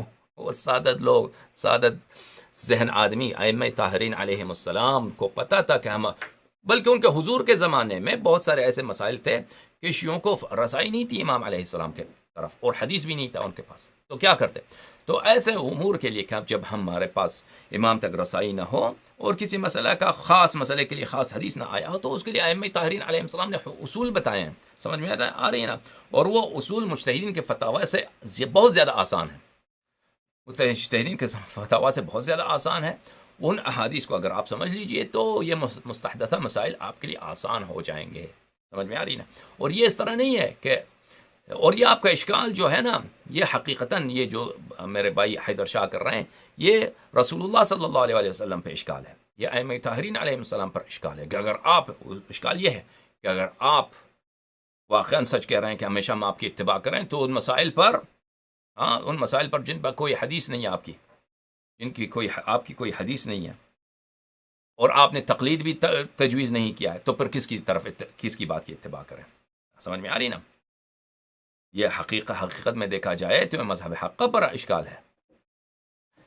مجتہدین وحی نازل نہیں ہوتی، مجتہدین پہ کوئی عالم غیب سے کوئی دروازہ نہیں کھلتا، وہ اپنے ذہن سے کچھ باتیں آپ کے لیے بناتے ہیں، یا حدیث کے روح سے کچھ باتیں آپ کے لیے بناتے ہیں. اگر ذہن سے کچھ باتیں بناتے ہیں جن مسائل پہ حدیث نہیں ہے، مستحدثات میں سے وہ ذہن میں سے کچھ بناتے ہیں، تو اس کی کوئی ویلیو نہیں ہے، وہ کوئی ویلیو نہیں ہے، وہ اپنے ذہن سے سوچتے ہیں. وہ آپ، اللہ تعالیٰ نے ہمیں نہیں بنایا کہ کسی کے افکار کی آپ پیروی کریں، اللہ تعالیٰ نے ہمیں بنایا کہ 14 معصومین علیہ السلام کی اتباع کریں. سمجھ میں آ رہی نا؟ اچھا، اگر وہ احادیث کے روح سے آپ کو حکم بتا رہے ہیں، تو احادیث وہ کیا احادیث ہے جو ان کو سمجھ آتی ہے، آپ کو نہیں سمجھ آتی؟ سمجھ میں آ رہی نا؟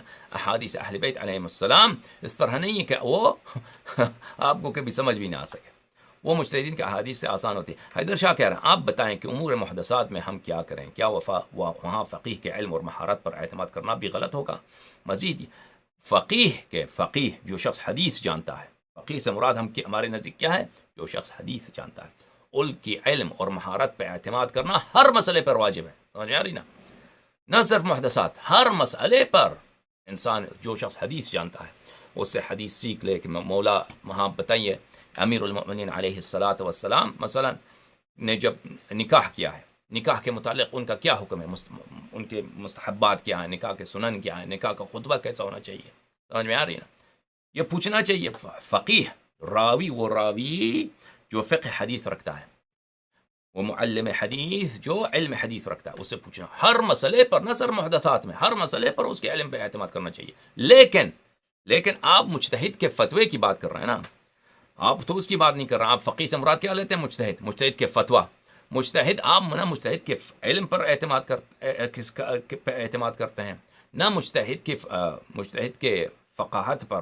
آپ صرف مجتہد کے لفظ کیا ہوتا ہے، مجتہد کے لفظ آپ اپنے لیے حجت بناتے ہیں، اس کو قانون اسلام بناتے ہیں. آپ کو کام ہی نہیں ہوتا کہ فرمان معصوم علیہ السلام کیا ہے، آپ کو صرف اتنا کام ہے کہ سیستانی نے کیا حکم دیا، بس اسی کو لیتے ہیں. سمجھ میں آ رہی نا؟ یہ طریقہ کار غلط ہے. کسی غیر معصوم کا کلام آپ کے لیے حجت نہیں ہے. آپ شیعہ ہیں 12 امام علیہ السلام کا. تو امور محدثہ میں، نس یہ امور محدثہ غیر محدثہ میں کوئی فرق نہیں ہے. ہر مسئلہ پر امام معصوم علیہ السلام کی اتباع کرنا ضروری ہے، اور اس مسئلے کو جاننے کے لیے جی ہاں راوی اور معلم حدیث کی طرف رجوع کرنا ضروری ہے. جیسے آپ معلم فتویٰ کی طرف رجوع کرتے ہیں. آپ کے شہر میں ایک شخص ہے جو فتویٰ نقل کرتا ہے آپ کے لیے، اس سے پوچھتے ہیں، مولوی سے پوچھتے ہیں کہ سیستانی کا کیا فتویٰ ہے اس مسئلے پر. مزید یہ کہ حرام شے سے مماثلت کی بنیاد پر کسی چیز کو ترک کرنا ہے، یہ روایت حدیث ہے. یہ قاعدہ کہاں سے ماخوذ؟ یہ حدیث ہے، منصوص ہے. اگر اس قاعدے میں نظر ہے، اگر اس قاعدہ میں نظر ہے اور عوام کا گمراہ ہونے کا اندیشہ پھر بھی باقی ہے، کیا یہ مستحسن نہیں ہے کہ محدثات میں فقیہ کی بات کو فقیہ دی جائے؟ دیکھیں میرے عزیز، اگر محدثہ اور غیر محدثہ میں کوئی فرق نہیں، ہر مسئلے میں ائمہ طاہرین علیہم الصلاۃ والسلام کی کلام حجت ہے. امور محدثہ میں بھی ائمہ طاہرین علیہم السلام کے کلام موجود ہیں، لیکن بالخصوص مثلا ٹرین میں جائیں، جہاز میں سفر کریں، اس کے خصوص میں نہیں ہے. لیکن ایسے عام احادیث ہیں جن کی روح سے وہ مسئلہ جانا جاتا ہے، پہچانا جاتا ہے. سمجھ میں آ رہی نا؟ یہ جو فرمایا کہ قاعدہ کہاں ہے کہ کسی حرام شے سے شبہات بین ذالک، یہ اس کا مطلب یہ ہے کہ حرام سے شباہت رکھتا ہے، یہ منصوص ہے. اس کی روایت کبھی پڑھیں گے، لیکن وہ ابھی ہمارے موضوع سے باہر ہے انشاءاللہ تبارک و تعالی. سر السلام علیکم. Give a lecture on رجال in Urdu. Okay, maybe inshallah.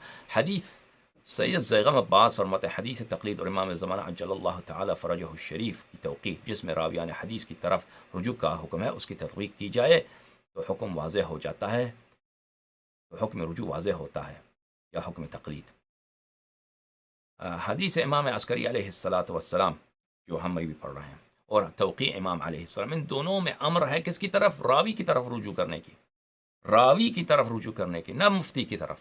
بہت عظیم فرق ہے مفتی میں اور راوی میں۔ مفتی فتویٰ دیتا ہے، فتویٰ صرف اپنے فتوے کا اظہار کرتا ہے، راوی آپ کے لیے روایت پڑھتا ہے، آپ کو روایت سناتا ہے، آپ کو روایت حدیث کی تعلیم دیتا ہے، کلام معصوم علیہ السلام کی تعلیم دیتا ہے۔ ان دونوں میں زمین آسمان کا فرق ہے۔ ان دونوں حدیث میں، حدیث توقیع شریف میں اور حدیث امام عسکری علیہ السلام، دونوں میں حکم ہے رجوع کس کی طرف؟ راوی کی طرف، راوی کی طرف رجوع کا حکم ہے۔ سمجھ میں آئی میرے بھائی سید زیغم صاحب؟ اچھا، okay, thank you very much, آپ سب کا بہت بہت شکریہ، خدا آپ سب کو جزائے خیر عنایت فرمائے۔ اس کے علاوہ ہم دیکھیں کہ اس کے علاوہ کیا سوال ہیں یہاں پر۔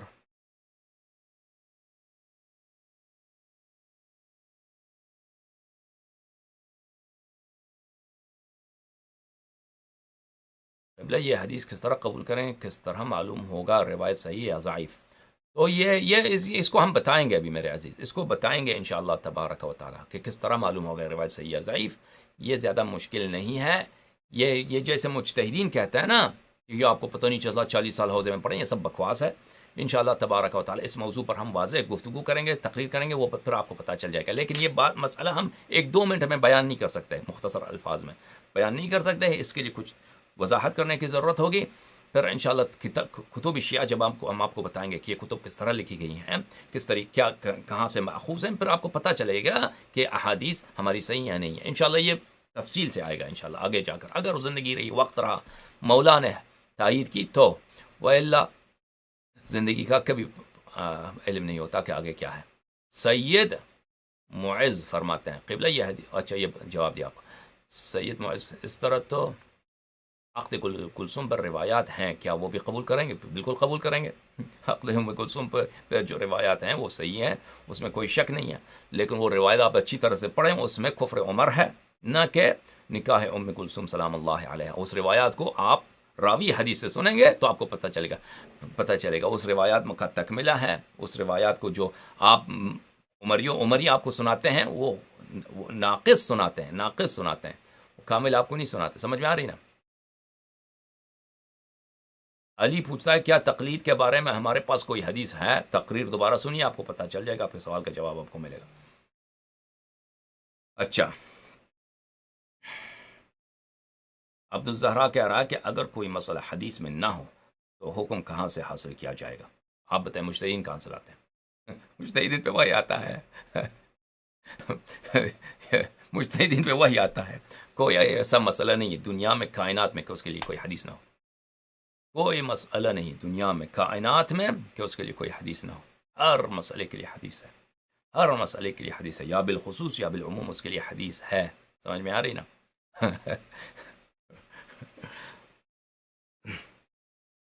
میں سب کا بہت شکریہ ادا کرتا ہوں۔ اللہم صلی علی محمد وآل محمد، اللہم کن لولیک الحجۃ بن الحسن صلواتک علیہ وعلی آبائہ فی هذه الساعة وفی کل ساعة ولیا وحافظا وقائدا وناصرا ودلیلا وعینا حتی تسکنہ ارضک طوعا وتمتعہ فیہا طویلا۔ اللہم صلی علی محمد وآل محمد۔ یا پروردگار بحق امیر المؤمنین علیہ السلام، ہمارے آقا، ہمارے سید، ہمارے مالک مطلق امام عاصر علیہ السلام کے فرج میں تعجیل فرما، ان کو اذن خروج عنایت فرما۔ پروردگارہ ان کا پرچم، ان کا علم مبارک دنیا کے بلند ترین مقامات پر لہرا دے۔ پروردگارہ ان کے دشمنوں کو ان کے سامنے ذلیل فرما، ان کی دوستوں کی عزت میں اضافہ فرما۔